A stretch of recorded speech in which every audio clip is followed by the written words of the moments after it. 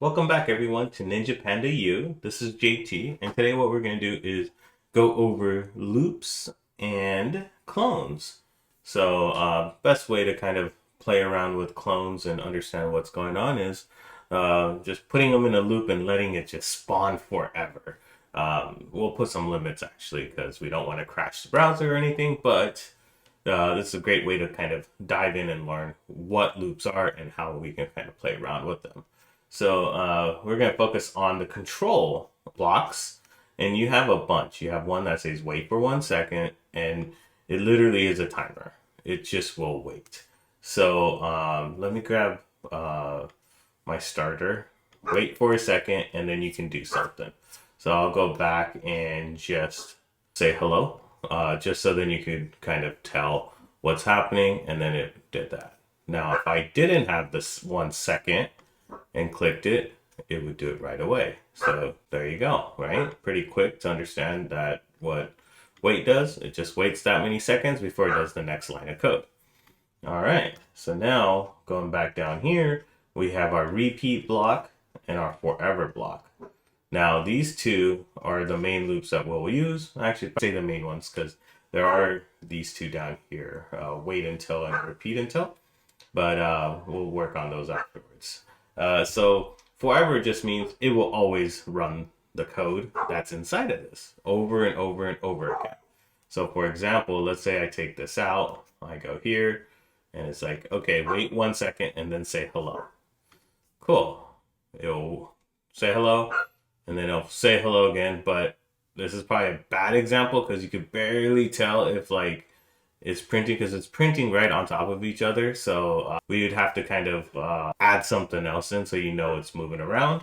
So I'll just quickly throw in another piece and to say hello, but this time it's going to say goodbye, right?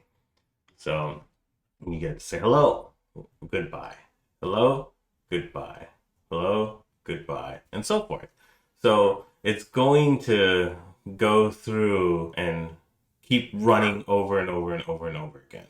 So that's what a forever loop does. And if we hit stop, the other difference is a repeat will only run that many times. So I'll say hello, goodbye 10 times.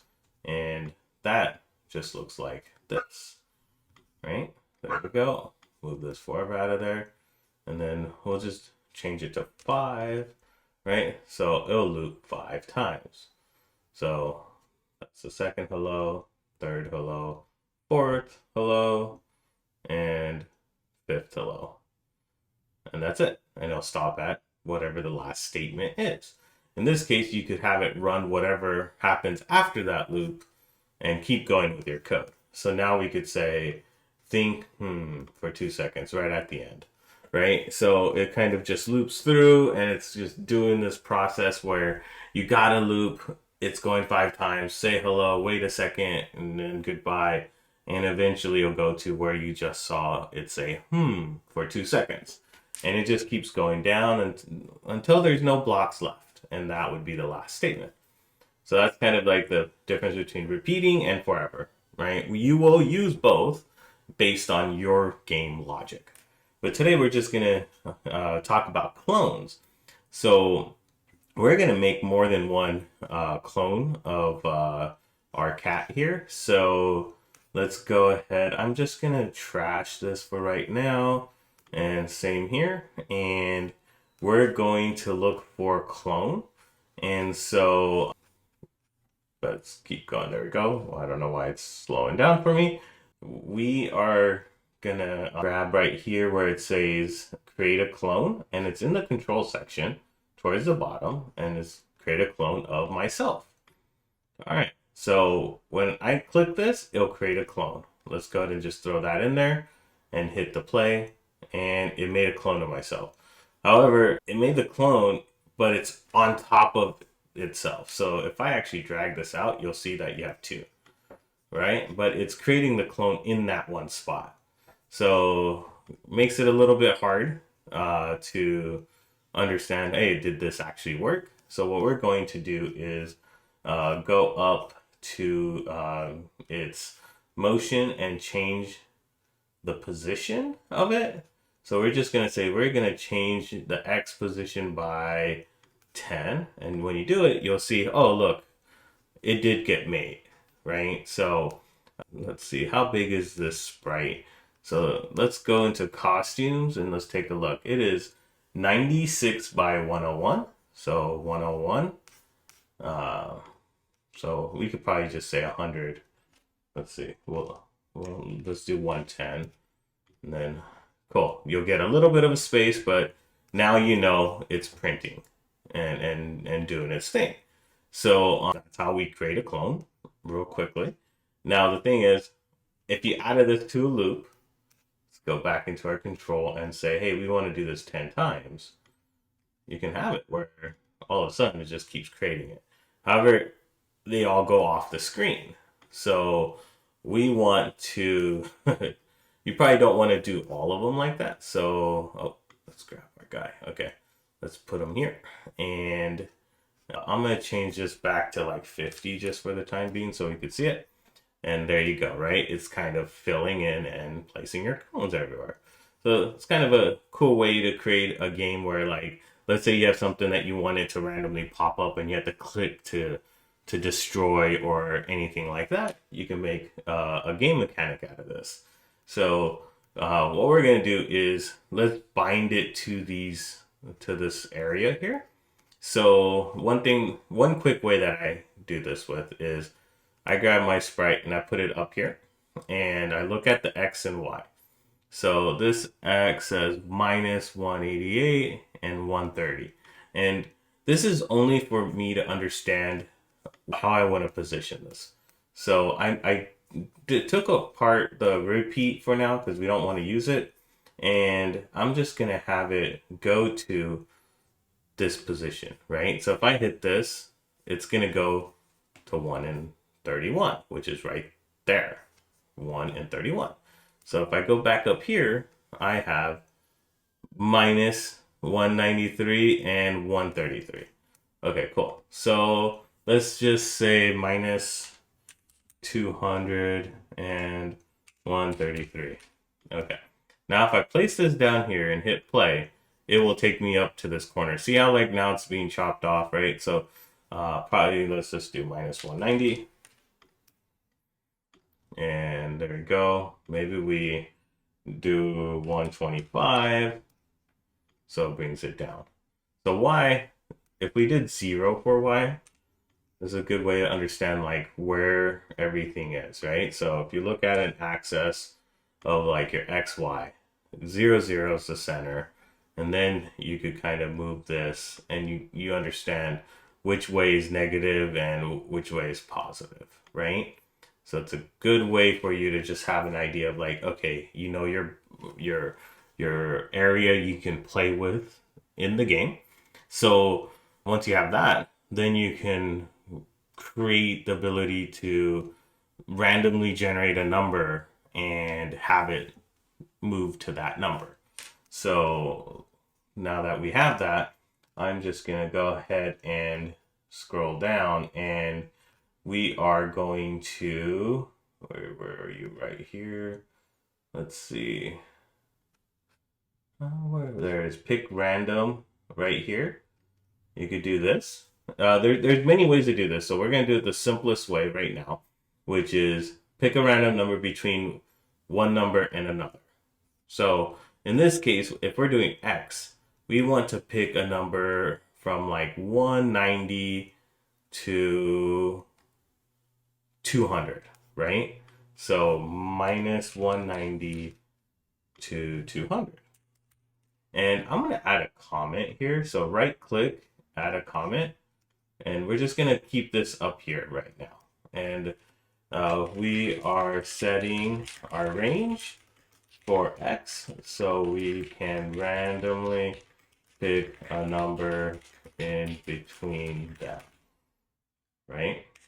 In between them. There we go. And then I'm going to move this down here. And then let's go ahead and do the same thing for the Y. And let's see, Y is 126 or so. And minus 123. So let's do minus 123 to 123 just to kind of make it easier for us. Add another comment. You don't need to add the comments. I'm just placing these here as we're kind of talking about it. We are setting the range of y to randomly pick. All right. So now what we can do is duplicate these, and I'm going to duplicate it, and I'm going to throw that in here, and then I'm going to duplicate here and throw that into my y. There we go. Now when I hit play, it will randomly go in different spots, and it's on the screen. All right, well, that's kind of cool. So let's do this. I'm going to pull out the clone piece. Let's throw this in here. And instead of me clicking it forever, let's just do this. And now you kind of see it going all over the place, right? So let's go ahead and, where are you? Wait for seconds. We're going to wait. Every 1 second I move, right? So now you kind of have this like game mechanic where you can move things around and it's going to stay on the screen, right? Eventually you can use more streamlined formulas to kind of work on how to get everything going, but this is the simplest way to make it where you guys can understand, like, all right, so I have my X here and I want to stay within the bounds of the game, right? So I like doing that just because it's so much easier. You just move it around, you get a good idea of the range, and then you start editing based off that. So now that we have this, it's going to just move me around. I don't want it to move the main one. So let's do this. Let's make a clone of it and move the clone and then just have it repeat the clone piece itself. So I'm going to just trash this because we don't need that anymore. And I'm just going to throw this in right above it. It's going to wait a second, create a clone, move it, wait a second, create a clone, and so forth. So let's see what happens, right? So now all of a sudden you have all your clones going all the way around, right? And you know, this is a great way of like if you wanted to do like a clone jitsu or something like that, right? And just make some sort of scene. But this is how you could get tons of these things um, showing up on the screen. And we could even take it a step further and say, you know what? I want it to be able to be destroyed when I click on it. So since it's a clone, all the code stays on that sprite. And that sprite's code, when you clone it, all the clones have that code as well. So this is where you can look up here and in your event section when this sprite is clicked, and you can then remove it. So let's see. We're going to scroll down and delete this clone. All right. So now if I do this and I have a bunch, if I click on it, I can now remove them as they go. So now it's like you almost got yourself a like little clicking game, right? So if you're like, hey, you know what? I want to have 100 of these spawn, and we're gonna give you half a second, and the goal is you have to get them all done within a certain time, right? You could work on that, right? And it's like, all right, cool.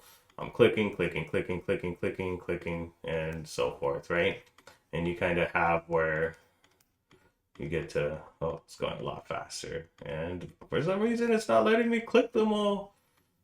All right, come on, come on, come on. Anyways, you get the point, right? So, what happened to my comments disappeared? Oh no. Okay, well, it's okay. We know what the comment said. I'll type it in real quick. But setting up our range for X and setting up our range for Y. All right. So this is kind of how you create a clone. And oh, that's funny. That's because I was clicked in a clone. That's why. Anyways, it's back. So when you click on when you are generating clones of this in the code, once you create a clone, the next line of code that it's with it will be associated to that clone and not the original. So when you're playing around with, okay, well, what do you want it to do and how do you want it to interact? This is where you kind of have to make sure you know, like, oh, are you having the clone make it do it, or do you want it to mess with the original and so forth? And that's a lot of stuff to kind of go over in this video. So we're going to break it apart and we'll talk more about clones and details. But this is the way where you can use a loop and get a clone created. And we even threw in a random where we set the X and Y up to pick random locations. And it's kind of how you get clones showing up on your screen. So I'll end the video here. Thank you guys for watching and hope to see you in the next video.